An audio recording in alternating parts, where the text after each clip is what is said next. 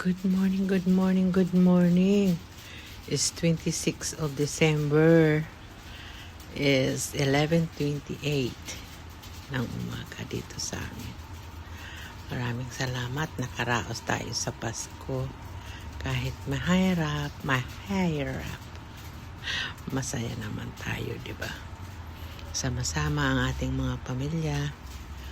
Kaya, God bless sa ating lahat. At haharapin naman natin ang bagong taon. Yan lang. Dito lang nagtatambay sa kubo na hindi pa tapos. Nagbabalita lang ako sa inyo at nagwi-wish sa inyo ng sana itong bagong taon masaya ulit tayo sa 2026. God bless us all, MMCC. Magandang buhay sa ating lahat. Love you all.